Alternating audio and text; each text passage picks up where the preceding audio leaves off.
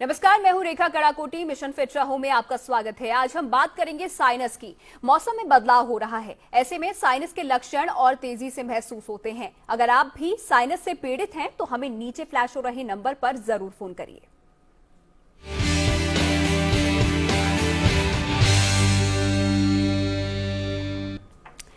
वैसे साइनस की बीमारी एक सामान्य बीमारी है जो कि संक्रमण या फिर एलर्जी से होती है। इस बीमारी में नाक बंद होने से सांस लेने में तकलीफ होती है और काफी सिरदर्द भी रहता है। आज इसी विषय पर हमसे बात करने के लिए हमारे साथ स्टूडियो में मौजूद है doctor Lalit Mohan Parashar ji. Doctor Lalit Asian institute of medical science में ईएनटी डिपार्टमेंट के डायरेक्टर हैं। स्वागत है आपका डॉक्टर पराशर। नमस्कार। लेकिन चर्चा हम शुरू करेंगे उससे पहले आपको ये रिपोर्ट दिखाते हैं। बीमारी महानगरों में होने वाली प्रमुख बीमारियों में से एक है। इसका मुख्य कारण शहरों में बढ़ता प्रदूषण है और इसलिए आमतौर पर साइनस की समस्या धूल और प्रदूषण की वजह से ही होती है। युवाओं में ये बीमारी ज्यादा तेजी से बढ़ रही है। कामकाजी युवा बार बार घर से बाहर निकलते हैं। इसी दौरान धूल और हवा में फैला प्रदूषण उनके नाक के जरिए फेफड़ों तक जाता है, जो बाद में साइनस की बीमारी का कारण बनता है।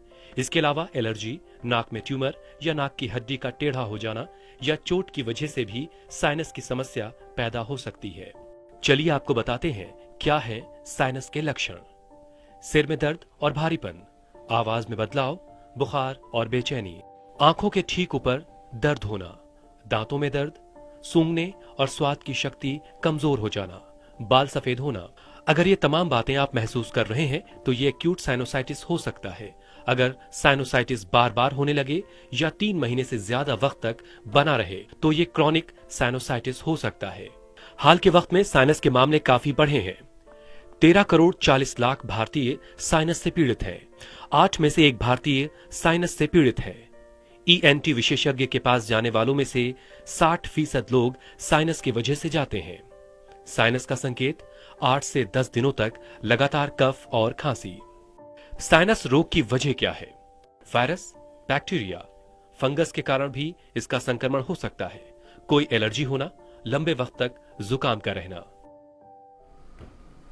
तो अगर आप भी साइनस से पीड़ित हैं तो हमें कॉल कर सकते हैं, अपने सवाल पूछ सकते हैं। हमारे साथ स्टूडियो में डॉक्टर पराशर हैं और सबसे पहला सवाल मेरे डॉक्टर पराशर से यही है कि साइनोसाइटिस और साइनस दो अलग अलग नाम हैं। डिफरेंशिएट यहाँ पर किस तरीके से किया जाए? क्या वाकई में इन दोनों में कोई डिफरेंस है या फिर दोनों एक ही चीज है? दर्शकों को नमस्कार। रेखा जी, आपने बड़ा वाजिब सवाल पूछा है। जो साइनस है वो तो हम सबके पास है। वो है खोखली हड्डियां, जैसे कि आपके विजुअल में दिखाया गया, माथे की तरफ को, गाल के नीचे या आंखों के बीच में, यानी कि नाक के दोनों तरफ कुछ खोखली हड्डियां हैं। वो तो नॉर्मल बॉडी का हिस्सा है, वो आवाज को सोज प्रदान करता है। उसमें अगर बीमारी हो जाती है तो उसको बोलते हैं साइनोसाइटिस। तो जब भी हम यहाँ साइनस की बात कर रहे हैं तो शायद हम साइनोसाइटिस की बात ज्यादा कर रहे हैं। हालांकि आम प्रचलित भाषा में इन दोनों को इंटरचेंजेबली लोग यूज करते रहते हैं। मतलब एक ही चीज है, ऑलमोस्ट एक तरह से कहा। एक कॉलर हमारे साथ है, डॉक्टर आशुतोष वर्मा है, अलीगढ़ से जुड़ गए हैं। जी आशुतोष, बताएं आपका क्या सवाल है? हाँ डॉक्टर नमस्कार। नमस्कार जी। सर मुझे 8 साल से साइनस है। अच्छा जी, कहाँ का? मैं जब उठता हूँ तो मुझे मतलब चीजें चालू हो जाती हैं उठते ही, और नाक से पानी निकलना चालू हो जाता है, या फिर मैं प्याज खा लूँ, दही खा लूँ, आइसक्रीम, तो मतलब खाते ही तुरंत ही मतलब पानी निकलना चालू हो जाएगा नाक से। जी दोस्त, ऐसा है कि आपने जो समस्याएं बताई वो टिपिकली 4 तरह से प्रेजेंट करती हैं साइनस की प्रॉब्लम। नाक का बंद हो जाना, नाक का बहना, सरदर्द या छींकें। आपको ये चारों चीजें हैं। इसके बारे में हमें पता लगाना होता है कि कॉमन कोल्ड से भिन्न है या कॉमन कोल्ड जैसी ही चीज है। सबको मालूम है साल में 2 दफे हमें जुकाम, गला खराब, खांसी का एपिसोड हुआ करता है, जो कि 5 से 7 दिन में ठीक हो जाता है। अगर उतनी सी बात हो तो हमें उसके लिए बार बार डॉक्टर के पास जाने की जरूरत आमतौर पर नहीं होती। जबकि अगर प्रॉब्लम, जैसे आपने बताया, 8 दिन से ज्यादा रहती है प्रॉब्लम, यानी कि कोई भी प्रॉब्लम जो 2 सप्ताह से ज्यादा आपके साथ है, तो आपको एक विशेषज्ञ को दिखा के इस चीज को पूरी तरह से पता लगा लेना चाहिए कि इसके पीछे कहीं बड़ी बीमारी तो नहीं है। अब आप जब विशेषज्ञ के पास जाएंगे तो वो आपकी बात सुनेगा, समझेगा। उसके बाद आपकी नाक के अंदर झांक के पता लगाने की कोशिश की जाएगी और गले में भी, कि कोई ऐसी बीमारी तो नहीं है। वो बीमारियां हैं जिनके बारे में आज हम बात करने बैठे हैं और उनको कहते हैं साइनोसाइटिस सिंड्रोम। साथ में नाक की प्रॉब्लम हो तो राइनाइटिस और कह सकते हैं। तो अगर इजाजत दें तो मैं इसके बारे में थोड़ा सा और डिटेल में डॉक्टर, एक और कॉलर इस वक्त जी, हमारे साथ, जी, उनका भी सवाल ले लेते हैं। जी, उसके बाद जी, अपर्णा सिंह हमारे साथ है हरियाणा से। जी अपर्णा, बताएं आप क्या सवाल पूछना चाहती हैं। मेरे बेटे को जो मतलब 14 साल का है, उसको बचपन से ही बहुत छींकें आती है। हाँ, तो यहाँ नाक की हड्डी के पास ना टेढ़ा हो गया है हड्डी। जी। तो जब मैं हरियाणा में दिखाई तो उनको सजेस्ट किया कि सीजर कराना पड़ेगा, ऑपरेशन करवाना पड़ेगा। फिर मैं अभी पश्चिम बिहार दिल्ली से ट्रीटमेंट ले रही हूँ। हाँ जी।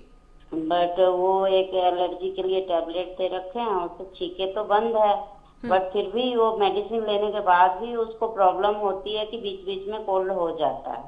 अपर्णा जी, आपकी बात समझ में आती है हमें। इनको नाक में टेढ़ी हड्डी की बात पता चल गई हुई है और अभी उम्र है 14-15 साल की। जो डॉक्टर आपको एलर्जी के लिए दवाई दे रहे हैं वो ठीक दे रहे हैं, क्योंकि अभी बच्चे की उम्र बढ़त की है। अभी 18 साल की उम्र तक बच्चे की बॉडी की हड्डियां बढ़नी हैं। कारण हम देखें तो इनके केस में नाक की बीच की हड्डी टेढ़ी है, जो कि सीधी होनी चाहिए, पर अगर वो ऐसे टेढ़ी होगी तो सांस का लेने में हवा में भंवर पड़ता है और उससे ज़्यादा नज़ला बनता है, ज़्यादा सिक्रीशंस बनती चली जाती हैं, वो फिर साइनोसाइटिस बन जाती है। अभी चूंकि उम्र ऐसी बढ़त की है तो इसमें हमें इंतजार ही करना है 18 साल की उम्र तक का होने का। एक बार 18 साल के हो जाते हैं और तब भी अगर हड्डी टेढ़ी रहती है तो डॉक्टर आपको सर्जरी बताएंगे, जिससे कि नाक के अंदर जाके हड्डी सीधी कर सकें। और साइनसिस में अगर कोई प्रॉब्लम तब तक घर कर गई है तो उसको भी विशेष तरीके से एंडोस्कोपिक साइनस सर्जरी या बैलून साइनोप्लास्टी से ठीक कर सकें। नाक के अंदर के बारे में जानने के लिए जरूर विशेषज्ञों को जरूरत पड़ती है एक्सरे की या सीटी स्कैन की।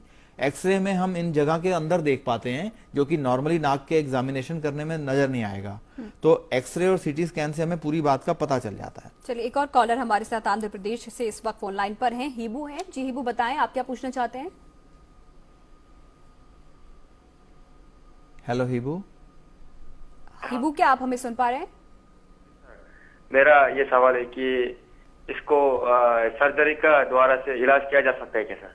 हाँ जी, बिल्कुल कर सकते हैं। कोई जमाना था जब नाक के अंदर बहुत डिटेल में नहीं देख पाते थे डॉक्टर, सिर पे सिर्फ लाइट पहन के सर्जरी किया करते थे नाक की। वो जमाने में साइनस के अंदर शायद बीमारी कभी रह जाती होगी, पर तब भी ऑपरेशन से सक्सेस का रेट 70% के करीब था। अब जब से पिछले 20 साल 25 साल में हिंदुस्तान में एंडोस्कोपिक साइनस सर्जरी करने शुरू हुए हैं, तो अब हमारा सक्सेस रेट काफी बढ़ गया है। जो पहले हम अगर 100 ऑपरेशन करते थे तो उनमें से लगभग 30 मरीजों को बीमारी वापस रह जाती थी। अब खाली 4 या 5 में संभावना है, बाकी 95% हम सक्सेसफुली उसको ठीक कर सकते हैं। साइनस को ठीक करने का मोटा इलाज ये है कि साइनस के अंदर ड्रेनेज चैनल होना चाहिए। जो साइनस के अंदर नजला बने तो उसको निकल जाने का रास्ता दिया जाए और साइनस के अंदर हवा वापस पहुंच जाए, जिससे कि सारी चमड़ी नॉर्मल हो जाए। जब ये 2 काम हम इंश्योर कर लेते हैं तो साइनस ठीक हो जाता है। सर्जरी के यही 2 प्रिंसिपल हैं जो कि डॉक्टर इस्तेमाल करते हैं। दूरबीन से नाक के अंदर देखते हुए इंडिविजुअल साइनसिस को खोल देते हैं। साइनस को खोलने के बाद उनका रास्ता इतना खुला कर देते हैं कि कभी भी वहां जमा नहीं होगा दोबारा से नजला, और उसके अलावा वहां हवा पहुंचेगी तो चमड़ी नॉर्मल हो जाएगी, वहां नजला जमने का चांस खत्म हो जाएगा। एक और कॉलर डॉक्टर पराशर हमारे साथ सोमनाथ हैं, ओडिशा से हैं। जी सोमनाथ जी, बताइए आपके पास क्या सवाल है? लगता है संपर्क टूट गया है। बंटी एक और कॉलर है हमारे साथ इस वक्त, बिहार से हैं। जी बंटी, बताइए आप क्या पूछना चाहते हैं। देखिए मैडम, हमको जो है ना बहुत मैंने हेलो जी बताएं।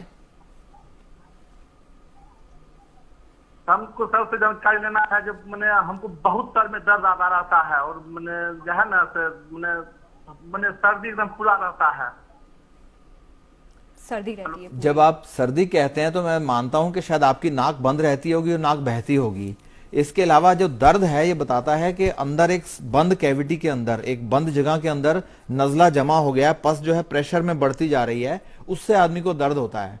अब आपको जैसे अभी बता के हटे हैं कि हम अगर ऑपरेशन करें, पहले दवाई वगैरह दी जाती है जिससे अगर खाली दवाई से ठीक हो सकता हो तो मरीज हो जाए, वरना ऑपरेशन की जरूरत हो तो एक अच्छी जांच पड़ताल के बाद जब ऑपरेशन करते हैं तो यही हमारा मुद्दा रहता है कि जिस जगह बंद हो गया है सिक्रीशंस, उसको किसी तरह से हम खोल देंगे तो जो अंदर पस जमा है उसको हम सक्शन से या खींच के बाहर निकलने का रास्ता दे देते हैं, और साथ में वहां जो ताजी हवा पहुंच जाती है वो नीचे की चमड़ी को ठीक करने में मदद करती है। एक और कॉलर डॉक्टर पराशर हमारे साथ गुजरात से हैं, निखिल हैं। जी निखिल, बताएं आप क्या सवाल पूछना चाहते हैं डॉक्टर पराशर से। हाँ जी सर, मेरे को आपसे ये पूछना था कि मैंने अभी हमारी ऑपरेशन करवाया था साइनस का। हाँ जी। तो फिर उसके बाद वापस ऑपरेशन के लिए बोल रहे हैं क्योंकि ये बीमारी मेरे को वापस हो चुकी है।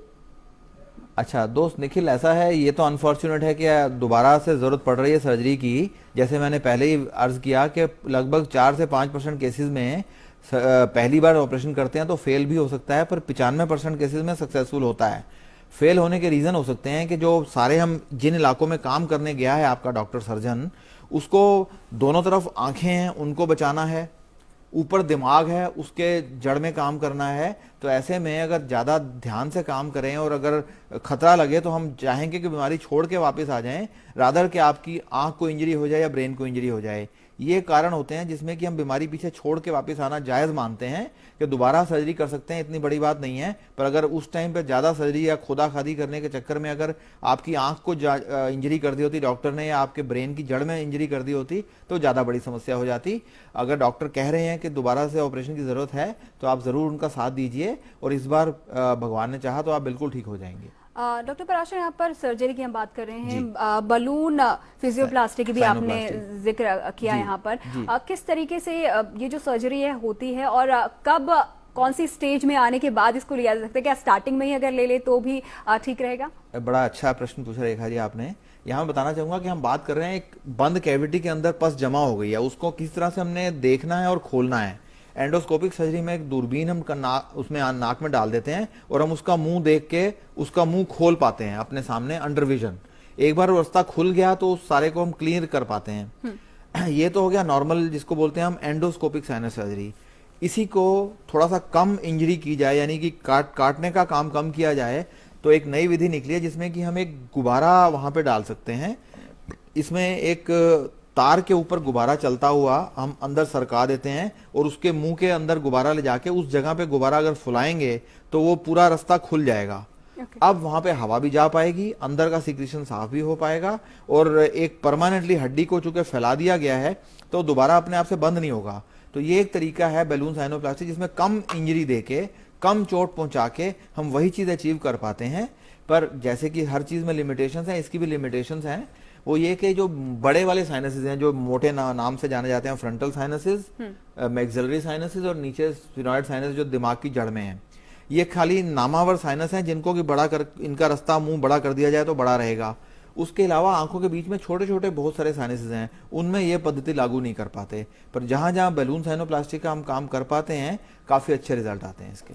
चलिए, एक और कॉलर हमारे साथ हैं, संदीप है कानपुर से। जी संदीप, बताइए आप क्या पूछना चाहते हैं?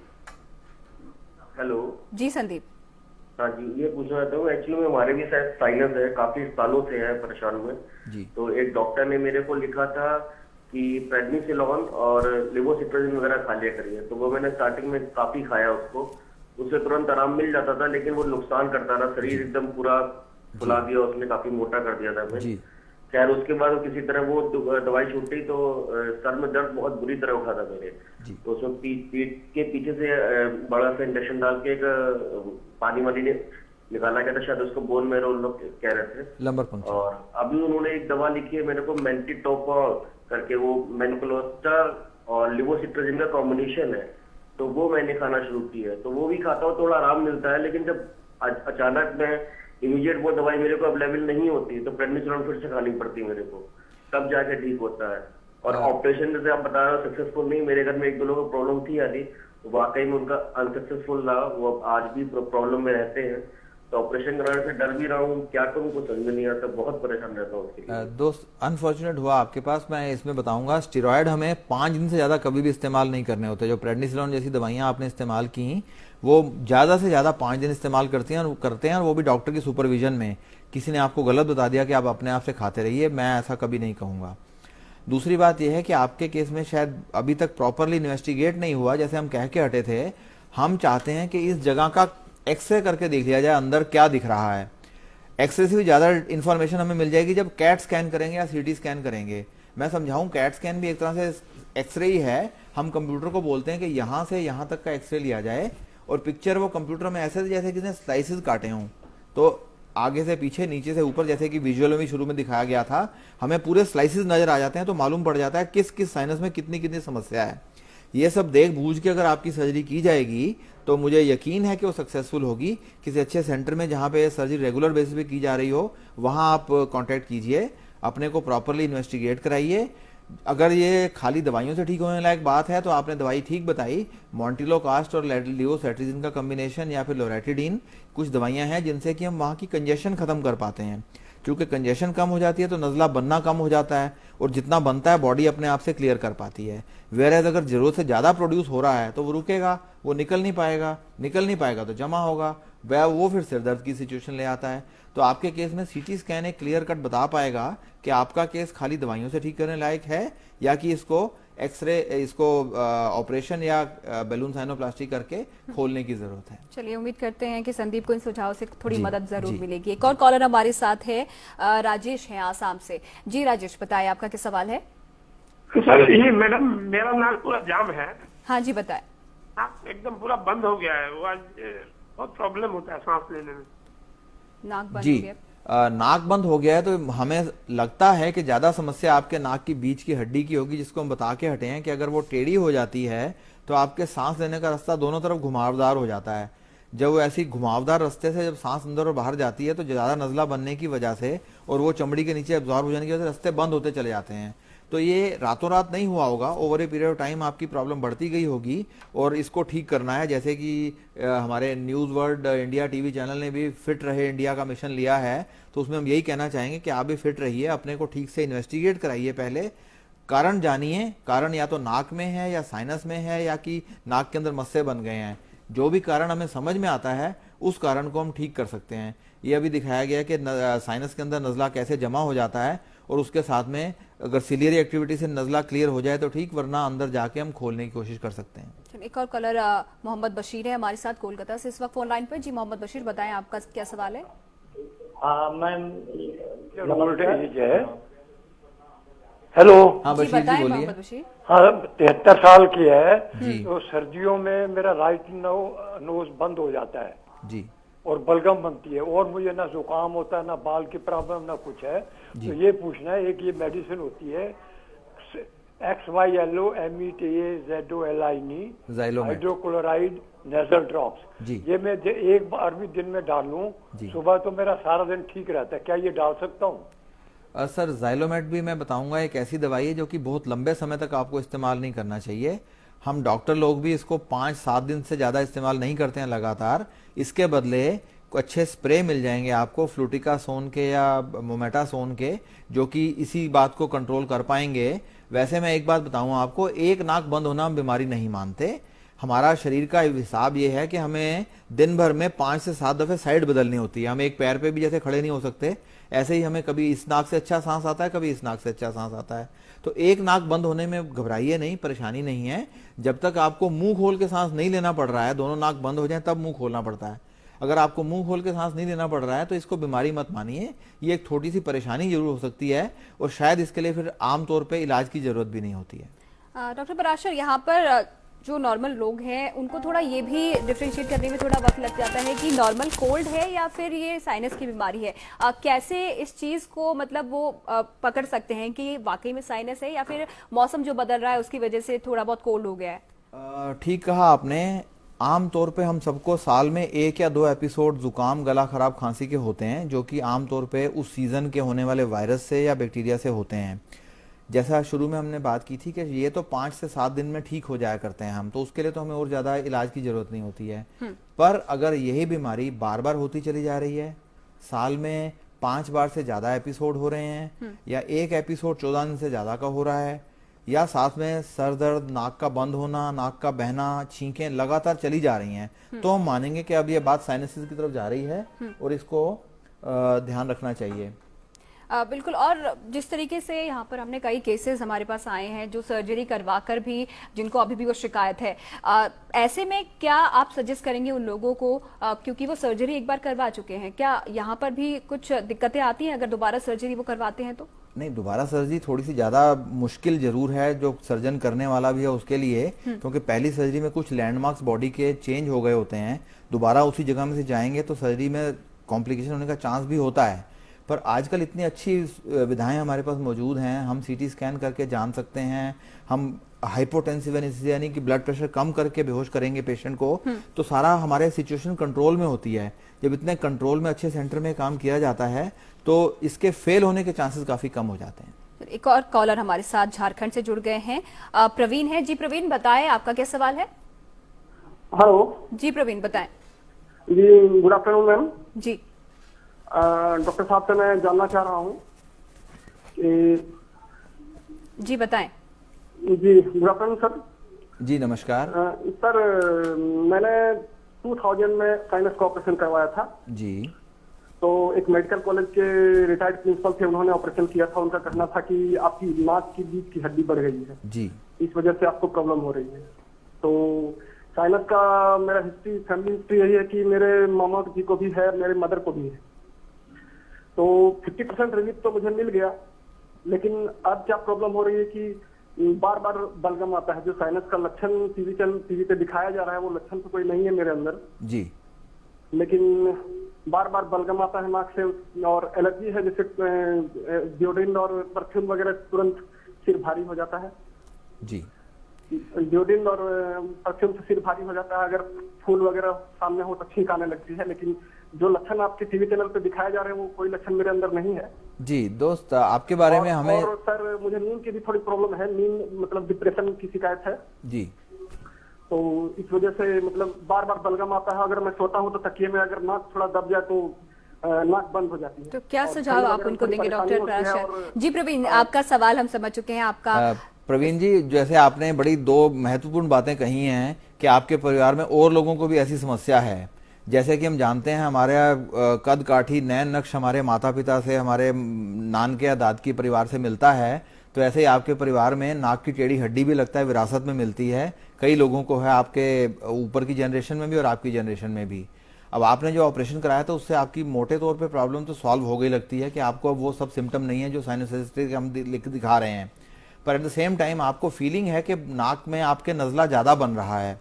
चूंकि आप साथ में डिप्रेशन की बात भी करते हैं तो हो सकता है जो नॉर्मल क्वांटिटी नज़ला बन रहा है वही आपको जरूरत से ज़्यादा प्रतीत हो रहा है। तो हो सकता है आपकी प्रॉब्लम इतनी ज़्यादा विकट ना हो, फिर भी मैं चाहूँगा जिन डॉक्टर साहब ने आपको देखा था कभी, जिन्होंने आपका ऑपरेशन किया था, उनसे एक बार राय ले लें कि क्या आपकी बीमारी इतनी सिग्निफिकेंट लगती है कि उसको दोबारा से कुछ इलाज की जरूरत हो, या कि आपको सिर्फ समझाने की जरूरत है कि थोड़ा बहुत नज़ला तो बनेगा ही भाई, नाक के अंदर गीला रहना जरूरी है, आंख के अंदर गीला रहना जरूरी है, वो तो नॉर्मलसी के लिए भी जरूरी है ना कुछ नज़ला। तो डॉक्टर पराशर हेरिडिटरी की यहाँ पर बात आई कि उन्होंने बोला कि माता पिता को भी है, तो क्या साइनस के साथ भी ऐसा कुछ होता है या फिर इस केस में ऐसा है कि हड्डी बढ़ने की दो वजह चीजें हैं जो हमें विरासत में मिल सकती हैं। एक तो हमारी शक्ल सूरत पेरेंट्स पे जानी है। मान लीजिए पिताजी का नाक टेढ़ा है तो बच्चे का भी नाक टेढ़ा होने का चांस कुछ हद तक है। दूसरा, एलर्जी वगैरह भी आमतौर पे परिवारों में रन करती है। अगर माता पिता में से किसी को फूलों से एलर्जी है तो बच्चे को भी फूलों से एलर्जी हो सकती है, सुगंध से, सेंट से, इवन पॉल्यूशन जो हम देखते हैं सिटीज में बहुत ज्यादा है। तो ये जो सारी चीजें हैं जो एलर्जिक रिएक्शन है, ये भी तो विरासत में मिल सकता है हमें। तो हो सकता है कि ज्यादा हो, ऐसे में जरूरत से ज्यादा हो और इलाज की जरूरत हो, पर अगर एलर्जी है तो हम दवाइयों से कंट्रोल कर पाते हैं। अगर वहाँ पे बनावट की कोई चेंज आ गया है तो सर्जरी की जरूरत पड़ सकती है। चलिए डॉक्टर पराशर, आप हमारे साथ जुड़े और ये तमाम सुझाव हमारे दर्शकों को दिए, उसके लिए आपका बहुत बहुत शुक्रिया। Nice meeting. तो चलिए इसी के साथ मिशन फिट रहो में आज के लिए फिलहाल इतना ही, दीजिए इजाजत, नमस्कार।